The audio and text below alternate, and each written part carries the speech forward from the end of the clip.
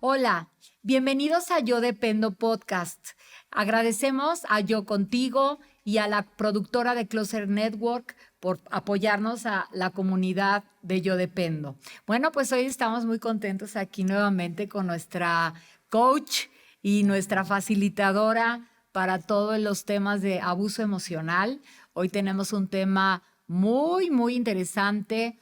Pues hoy nos va a hablar Rosana del abuso emocional en la familia del adicto o alcohólico, que bueno, pues sí es muy presente, muy importante que hagamos mucho hincapié en estos temas que hemos estado hablando en los podcasts anteriores, con los testimonios. Hoy vamos a ver la otra cara de la moneda, cómo tiene que poner cada miembro de la familia solución a sus propios daños. Una persona que va por la vida con ese estigma, con ese tatuaje de ese desorden que causa el vivir en una familia donde hay un adicto o adicta, ¿verdad? Porque ahorita le vamos a pedir aquí a nuestra coach que nos diga cómo funcionan, porque sí cambia un poquito, ¿verdad? La dinámica de la familia cuando el adicta es la mujer y el hombre tiene que hacer las funciones y repartirlas. Pues todo esto hace que los miembros de la familia pues salgan a la vida con ese estigma, con esa marca a actuar para su propia vida. Y hay que resolver, antes de salir a formar tu propia familia, hay que resolver esto. Entonces, pues, Rosana, vamos a ver esta parte desde el adicto que está en actividad, ¿verdad? Y qué pasa con la familia. A ver, cuéntanos cómo se desarrolla todo este abuso. Bueno, primero, pues muchas gracias. No, pues bienvenida. Con ustedes. Primero entender, como ya se ha visto en algunos de tu canal, la única intención o la única atracción que tiene un adicto o un alcohólico es su sustancia. ¿Sí? Su mayor interés es el consumo de su sustancia. Entonces el adicto va a estar enfocado al consumo, a lograr, a facilitar, a acceder a su sustancia. Si este adicto, como todos los adictos y todas las personas, formamos parte de un grupo familiar, entonces todo ese grupo familiar se va a ver afectado. Normalmente se cree que el único afectado es el adicto, pero en realidad... O sea, que el único que está mal de la familia. Claro, la familia piensa que todos sus problemas, que todo se resolverá. Con que aquel deje de tomar, ya todo se acaba. Y esto no es así. Desafortunadamente, ojalá fuera tan sencillo como comentamos algún rato. O sea, ya mataste al perro, entonces ya no vas a tener rabia, ¿no? Ya te la contagió, ya está ahí, ¿sí? Y está en todos los miembros de la familia. Tú mencionabas hace un momento que efectivamente el que sufre de una adicción va a dejar de cumplir con su función dentro del grupo familiar. Sea un padre, sea una madre o inclusive si es un hijo o una hija, ¿no? La adicción no distingue sexo. Claro. Y ya tú lo has dicho, y no distingue edad. Entonces, se puede, o que sean varios los miembros de la familia, ¿verdad? Que estén viviendo dentro como lo comentamos hace un rato, hay familias donde todos los miembros de la familia tienen una adicción, menos un miembro de la familia que a veces es el más afectado de todos, es el que tiene una mayor carga de sufrimiento. Entonces, ¿qué es lo que la familia que tiene uno de los miembros adictos está viviendo con una adicción? Entonces, bien, los adictos están enfocados a su consumo. La familia, por otra parte, los no adictos, están enfocados a cuidar al adicto, a prevenir que el adicto llegue a esa sustancia, llegue al consumo. Entonces, toda la energía se va a trastornar dentro de una familia. Es decir, la mamá no va a cuidar a los hijos porque va a estar cuidando a la pareja. O sea, va a estar toda su energía enfocada en cuidar que su pareja deje de consumir. Entonces esto va a producir, obviamente, mucho coraje, va a producir mucha frustración, va a producir una depresión, puede producir mucha vergüenza, además, porque la familia no va a querer que los otros se enteren, mientras el adicto va a utilizar una serie de mecanismos para proteger su consumo. El adicto desarrolla muchos mecanismos para asegurarse poder acceder, ¿sí?, a la sustancia, que es lo que más le interesa, porque es lo que el adicto considera realmente que lo hace sentir bien. El adicto piensa que esa sustancia lo hace sentir bien. Es más, en unas etapas iniciales el adicto no entiende por qué los demás se oponen, ¿no?, a su romance con la sustancia, podríamos decir. No entiende por qué, no le pasa nada. Es de las primeras. O sea, si eso es lo que lo hace sentirse tan contento y tan a gusto en el mundo. ¿Por qué me quieres quitar si yo estoy a toda? ¿Por qué me quieres quitar aquello que me hace sentir tan bien? No es un problema, al revés. O sea, no es un veneno, es una medicina. Hasta llegar a otra etapa donde el adicto dice, bueno, ok, sí, pero ya no, sí, es verdad. O sea, acepto que tengo este problema, pero así voy a seguir. O sea, no quiero hacer nada al respecto, ¿no? Que es otro tipo de negación. Y entonces es una lucha. El adicto va a empezar a desarrollar toda esta serie de mecanismos. ¿Y cuáles son estos mecanismos? Bueno, pues miente. Cualquiera que tenga contacto con una persona con una adicción, pues va a saber que son extraordinarios mentirosos. Va a manipular a los miembros de la familia también. ¿Cómo lo manipulan? Pues a través del chantaje emocional, de la victimización, de las amenazas, ¿no? Sí, si es no la te esposa, parece, entonces ya me voy y no si me es van la a volver esposa, a es que en el ver. trabajo estoy muy tenso. O sea, al principio se puede justificar ante la esposa o la esposa ante el esposo, ¿no? Me imagino. Así es. Y luego, cuando ya es la esposa contra él, vamos a hablar de un hombre, él se tiene que justificar con los hijos y también hay ahí también una distorsión tremenda y una confusión porque empieza por tu culpa de tu mamá tomo, ¿verdad? Claro, También he por visto, supuesto. hemos Eso es visto uno de los mecanismos también preferidos, el culpabilizar, como se victimizan. Ajá, Si yo no estoy haciendo nada mal, yo soy una víctima de los demás. claro. El adicto siempre se victimiza, los demás no me comprenden, los demás no me aprecian, o son tontos y no saben el valor que yo tengo, ¿sí? O son malos y yo soy el bueno. Entonces, culpabilizar a los demás es un mecanismo de sus mecanismos preferidos. Yo no tengo la culpa de lo que está sucediendo, ¿sí? Si yo soy así, es porque mi pareja es terrible conmigo, ¿sí? Si yo tomo es porque tú haces esto. Si yo consumo es porque los hijos me hacen sentir triste o porque me desilusionaron o porque no se comportan como yo espero que se comporten. Es decir, culpabilizar Siempre a su entorno cercano y en los círculos más alejados. En el trabajo pues van a funcionar igual. Es decir, si empiezan a tener problemas en su trabajo, va a funcionar igual. Yo no soy el responsable. Y la sustancia no es la responsable. La sustancia la van a defender a toda costa. Sí. A toda costa. Porque es el amor de su vida. Están, como decías tú hace un momento, están poseídos por la sustancia. Entonces tienen que defenderla a toda costa y culpabilizar a los demás de lo que está sucediendo, de lo que está pasando mal o de lo que está funcionando mal.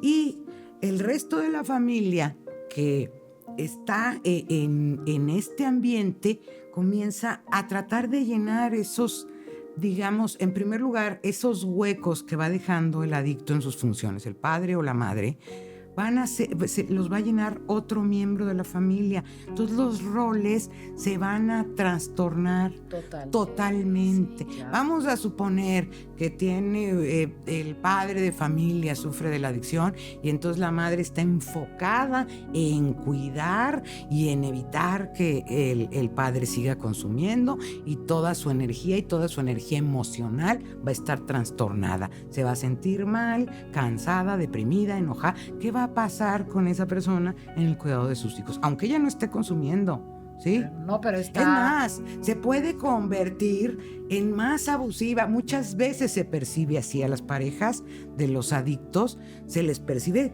como los que están hechos una fiera, ¿sí?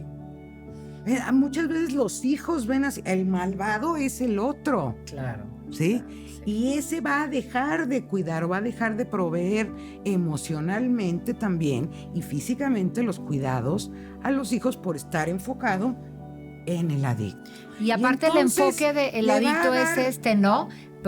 Voy a interrumpirte un momentito, porque la persona que cuida no es nada más que quede esto como muy claro.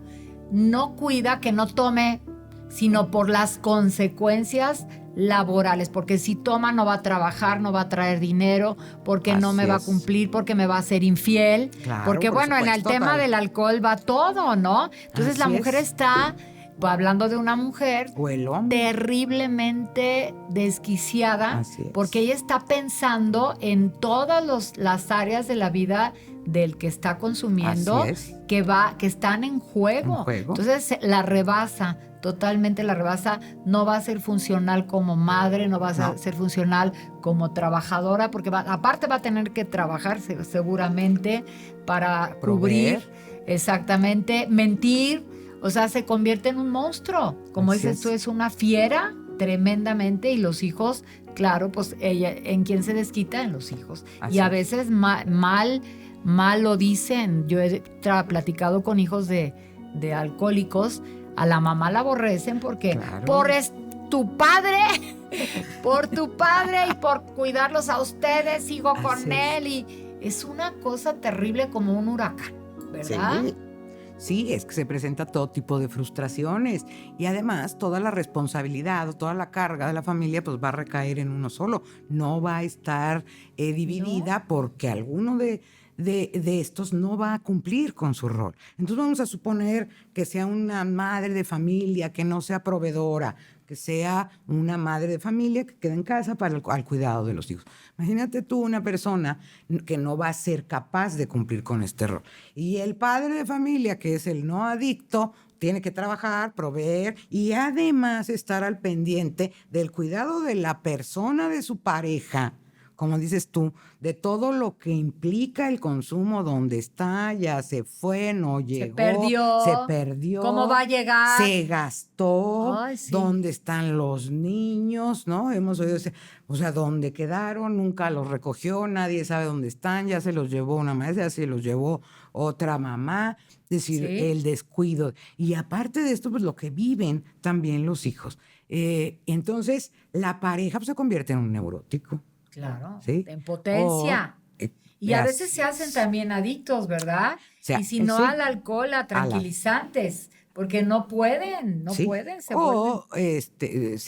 Se escucha frecuentemente esta palabra de codependientes. La codependencia, sí. Esta palabra es muy frecuente cuando se relacionan a las familias de los adictos, es decir, y la pareja es un codependiente. ¿Y por qué se llama codependiente? Porque hay un dependiente, el adicto sí depende de los otros miembros de la familia para acceder, para que le faciliten el consumo. Así funcionan. Es decir, porque los otros lo están cuidando, lo están rescatando. Eso es un facilitador. Les permite continuar con esta actitud. Claro. ¿Sí? ¿Y qué es el codependiente? ¿Por qué se llama codependiente? Pues porque está unido a un dependiente, pero a su vez depende del dependiente. Cree que lo salva, pero no lo salva. Es decir, esta actitud de rescatar, de hacerse el responsable, le da un valor al codependiente. Es decir, yo aquí soy el bueno, aquí soy yo la responsable o el responsable. Yo soy superior a esta persona que no hace nada y que abandona. Le da un valor de superioridad y el codependiente cree que está controlando. Cree, voy a decir porque no está controlando. Cree que puede. Y en esta desesperación, también le da un valor. Entonces, se dice, bueno, el codependiente en realidad también es un adicto a la persona, ¿no? A las personas, a rescatar a las personas, porque esto le da un valor de superioridad, una razón, digámoslo así, de vivir, de ser y de vivir. O sea, ¿verdad? un codependiente se va a encontrar siempre, o sea, se encuentran solitos, no el codependiente lo hizo el alcohólico, sino se encuentran por la vida, viene ya con una autoestima muy baja y Así siente es. que su vida toma sentido al rescatar a Exactamente. A alguien. alguien. Sí. A resolver los problemas de alguien o de todos. Entonces, si esta disfunción se presenta en los padres, en una familia, obviamente va a ir en cascada, obviamente va a repercutir en todos los otros miembros de la familia, en los hijos. O sea, los hijos van a resentir. Y distorsión de los roles que luego ellos tristemente a veces tienen que asumir, es decir, la hija se puede convertir en la madre, en la encargada de los otros hermanos porque su mamá está demasiado enojada o demasiado deprimida y entonces ella es la que se tiene que hacer cargo de los hermanos o viceversa, un hermano hacerse cargo del resto, hacerse cargo hasta de su mamá, ¿verdad?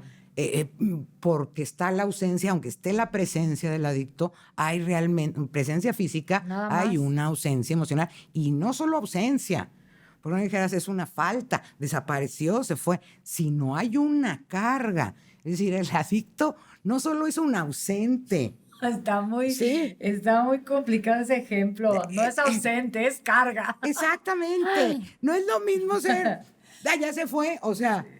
No, es una carga, hay que cargarlo, hay que resolverle, hay que pagar las cuentas de ese señor. Inválido. Exactamente. Un inválido emocional. Ajá. Porque dices, o sea, solo abandona sus roles. Ojalá solamente los abandonara, sería más fácil. Pero no, hay que cargarlo físicamente.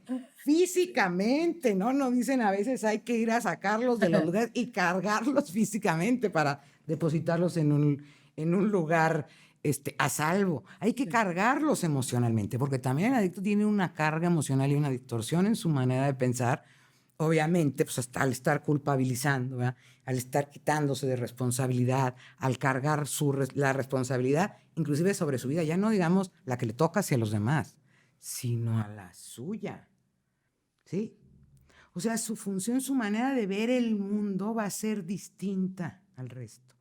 Por eso muchos también, hijos de los adictos o adictas o alcohólicos o van a convertirse en un codependiente, una persona que necesita controlar el entorno porque si no entra en un estado de angustia y desesperación absoluto. Necesita tener o creer que tiene el control. Y cuando siente que pierde el control, es insoportable. Entonces, imagínate tú a esa criatura que fue abandonada, digámoslo así, en sus necesidades, o sea, pueden ser físicas o puede que no hayan sido físicas, pero sí necesidades emocionales. Sobre todo, ¿verdad? Exactamente. Entonces, esa criatura, pues el terror que va a sentir del mundo y de la vida, o sea, se va a sentir indefenso.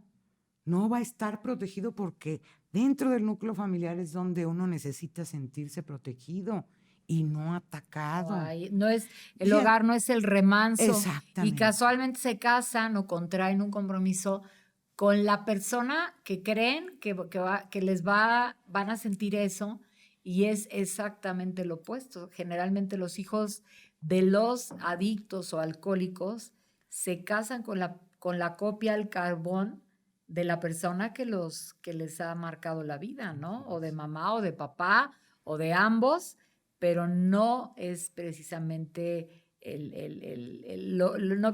no van buscando relaciones sanas por la vida, van enganchándose, ¿verdad? Pues lo que pasa, yo considero es que no las conocen. O sea, ¿cómo vas a buscar una relación sana si no la conoces? La relación entre tus padres no fue sana. Entre ellos dos, como adultos, como pareja, la relación entre tus padres y tú no fue sana. Estaba trastornada, estuvo distorsionada siempre. Y tú no lo sabías porque cuando vienen al mundo en una familia así, esa es su naturalidad o su normalidad.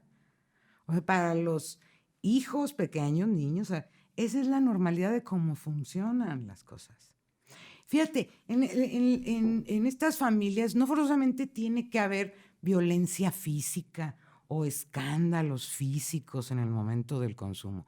Es más, inclusive el alcoholismo no solo está presente en el momento del consumo, que también es una de las cuestiones que muchas veces se confunde. La gente piensa que el alcohólico solo es alcohólico en el momento de consumir. Claro, cuando ¿sí? está bebiendo. Solo es alcohólico cuando está bebiendo.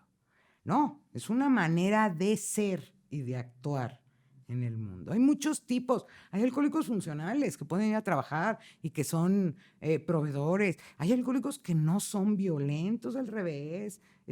Son buena onda. Sí, son más, y además son muy simpáticos, ¿no? Y muy alegres. Y entonces la pareja, que es el neurótico, porque está empezando a beber, pero no es nada más el momento del consumo. Es una manera de ser y de funcionar siempre.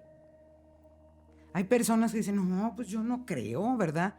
Que sea alcohólico. Pues no, sí se echa sus copas, pero está muy O sea, los que no viven con él, ¿verdad? Exactamente. Generalmente.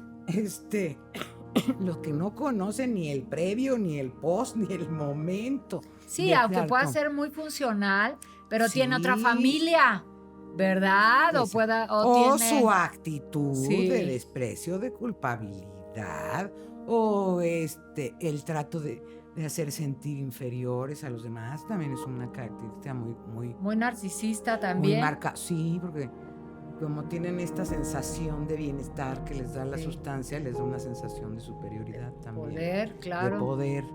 Y si son los proveedores, ¿verdad? Económicamente, si es un buen proveedor, pues más control va a ejercer sobre el resto de la familia a través del control económico, a través del dinero. Y viceversa, cuando no hay dinero va a ejercer también manipulación para obtener dinero de la familia, hasta de los hijos o de la pareja. Sí. Es muy frecuente que se llegue a estos casos donde pues empiezan a robar, ¿verdad? Claro. Y empiezan a robarse hasta las cosas de la casa y de repente desapareció. Ya desapareció la computadora, pues a ver, adiós, alguien se la llevó, ya desapareció la alajita. Para garantizar eso. Entonces, no es solamente el momento del consumo es lo que pone nervioso, ¿verdad? A la pareja o a los hijos, porque además la adicción al alcoholismo genera muchísima vergüenza en nosotros. Sí. Por eso también muchas veces se trata de ocultar. Entonces se genera una vergüenza social, nadie quiere reconocer, vamos a tapar aquí, no pasa nada, y aquí todo está bien. Y es terrible cuando la mujer es la alcohólica, ¿verdad, Susana? Sí, es terrible. Digo, tan terrible una cosa como la otra. Claro, terrible, pero... Lo que pasa es que el tema de la mujer adicta o de la mujer alcohólica está más velado, está más tapado, es menos frecuente que el hombre tenga la confianza de expresar que está viviendo esta situación ante los demás. O sea, socialmente para el hombre es más difícil porque se le considera que él debería de controlar esta situación, ¿verdad? Sí. Por el rol que juegan. Entonces a él les cuesta más trabajo externar esto que a las mujeres. Las mujeres somos más dadas a quejarnos, ¿no? Sí. La mujer que es pareja es muy dada también a la victimización. Ay, me hizo, torno. Es más fácil que lo exprese, es más común, digamos. Más común que lo exprese, claro. Pero bueno, dentro de todas estas distorsiones que puede haber mucho tipo de maltrato también, porque también se puede generar el maltrato físico, el económico, obviamente la manipulación emocional. La familia se va a llevar estos daños, no se van a ir. Si se va el adicto, si se divorcia o se muere, no se acaba el problema. O inclusive el adicto se recupera, el daño en los demás se queda. Hay que trabajar en ese daño. Sí. No podemos pensar, ya dejó de beber o ya dejó la sustancia, ya todos vamos a estar bien. Sí, ya el que estaba mal ya se compuso. Exactamente, o sea, emocionalmente ya todos los demás estamos dañados, ¿sí? Y entonces todos tenemos que trabajar en ese daño que ya llevamos, ¿sí? Ya estamos infectados con eso, toda la familia, inclusive a veces amigos. Son como asintomáticos. Exactamente. Son los asintomáticos de la... Los en el trabajo también, o sea, el alcohol también impactan en la gente que está cerca de ellos en el trabajo. Pero básicamente la familia tiene que hacerse consciente, tengo ya un problema por haber vivido años en esta situación. ¿Cómo le llamas a esto, Rosana? ¿Víctimas? ¿Ellos cómo o abusados emocionalmente? Aquí, ¿cómo los clasificas tú? ¿Víctimas? Sí, claro. Víctimas, son víctimas reales. Sí, claro. Las que, ya ves que tenemos las falsas y hemos trabajado en los podcasts anteriores. No, o sea, estos sí son víctimas reales. Sí, pero hay que recordar que una víctima real después también puede utilizar esa victimización. Sí, es decir, una víctima que fue realmente afectada, realmente sufrió el abuso, tiene que buscar la manera de sanar, de curarse. Eso es una víctima. Mira, decíamos que los daños emocionales son hematomas psíquicos. Es decir, le dieron un martillazo a tu cuerpo emocional, a tu alma. Tiene el daño, no se ve. No se quita solo. Fuera, ¿sí? Pero el daño está hecho. Y es lo mismo, a ver si a ti te golpean y te rompes un brazo. ¿Qué vas a hacer? Pues vas a acudir, ¿verdad? Te van a sacar una radiografía, te lo van a inyezar, de tal manera que sane esa parte afectada. Pero también puedes hacer otra cosa. Te puedes quedar con el brazo roto toda tu vida, llorando, quejándote del dolor, siendo que tienes y nunca hiciste nada. ¿Cómo? Va a llegar un momento de decir, pues tú no hiciste nada. No, y siguen pasando los años. Y ahora la lesión, pues ya la fractura quedó mal, ¿verdad? Para siempre. Y ahora pues tendríamos que volver a romper. Ya los demás van a decir, tendrías que haber acudido en el momento del daño. Claro. Tienes que sanar el daño. Ya cuando esta persona fue a ser su propia familia, se destruyó, se llevó todo el daño a su nueva historia, ¿no? Vaya, como y a veces sus amigos, repitiendo el patrón, claro. A veces convirtiéndose en adictos también, ¿verdad? O convirtiéndose luego en victimarios. Mira, nosotros vemos frecuentemente estas historias que dicen, hay alguna persona que cometió un acto terrorífico, cometió una agresión terrible en contra de otra. Entonces, en su historial siempre te dicen, es que fue un niño abusado, es que fue un niño que sufrió esta situación. Sí, efectivamente. ¿Y qué pasó? No fue atendido. Entonces, ¿qué tenemos que hacer ahorita? Digamos, ese ya creció y se convirtió él en un victimario o ella en victimario. Entonces, no es justificar, es entender. Entonces, ahora lo que yo tengo que entender es que la víctima real tiene que atenderse. Claro. Para evitar el sufrimiento que ya conlleva este daño y para evitar convertirse a su vez en un víctima. Exacto. ¿Verdad?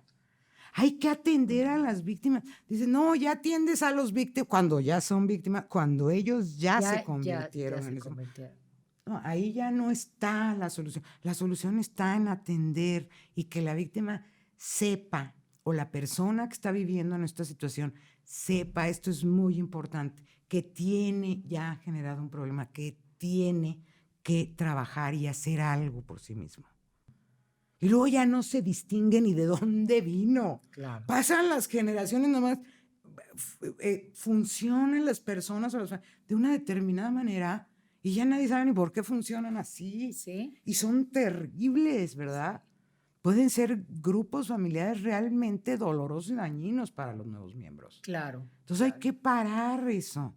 ¿Y cómo se para? Cuando la persona que sufrió ese daño atiende y es consciente de que lo tiene, de que ya tiene una distorsión en sus emociones y en su psiquis. ¿Verdad? Muy bien, Rosana, pues yo creo que esta información es muy útil para nuestra comunidad, el que ellos se den cuenta. Fíjate, yo he oído, pues ya terminamos ahorita ya con nuestro podcast, pero agregando un poquito, he escuchado en la experiencia que tengo tratando yo a los adictos y familiares, que incluso aunque no hayan vivido nunca con el adicto, exacto, traen el estigma, o sea, ya traen eso, tienen que tratarlo, tienen que hablarlo. Me platican que mi mamá fue alcohólica o drogadicta o que mi papá, porque todo eso ya viene marcados de fábrica.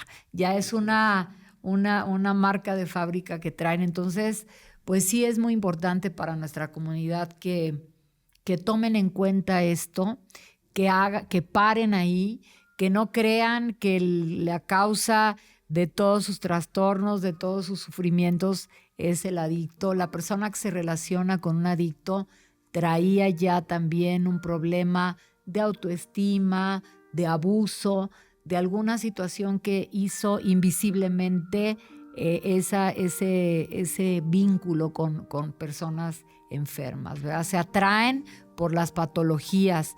Entonces, pues es importante. Y lo más importante, Rosana, pues que nos dices que sí hay una solución. Hay grupos de autoayuda, que en este caso para los hijos es Alatín, para los adolescentes, Al-Anon para los hijos adultos, grupos de hijos adultos, Emociones Anónimas, Neuróticos Anónimos. Estos son los grupos de autoayuda, pero también hay muchos remedios. O sea, hay mucho en todo esto, un buen psicólogo, pero no se abandonen.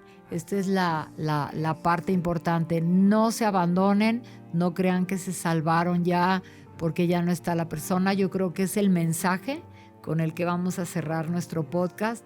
No se abandonen, busquen ayuda, porque sí, ahí paramos el abuso. Y pues darnos cuenta, ¿verdad? Darnos cuenta, ser abiertos y no sentir vergüenza, porque es una de las emociones de las cuales te avergüenzan y no tiene por qué dar vergüenza, es una enfermedad. Ya sabemos que es una enfermedad. Rosana, pues ya sabes que eres consentida y muy querida aquí en nuestra comunidad, la licenciada experta en estos temas de abuso emocional. En nuestros gráficos va a salir su correo electrónico. Ya saben que ella es especialista en estos temas. Y bueno, pues ya saben, les pedimos que no se pierdan todas nuestras publicaciones, que cada día nuestra comunidad crece, interactuamos muchísimo en Instagram, en Facebook. Y bueno, pues agradecemos nuevamente tu presencia, agradecemos esta oportunidad de vida y síganse cuidando y sobre todo de esta pandemia de las adicciones. Me despido como siempre con mi mejor vibra. Hasta la próxima.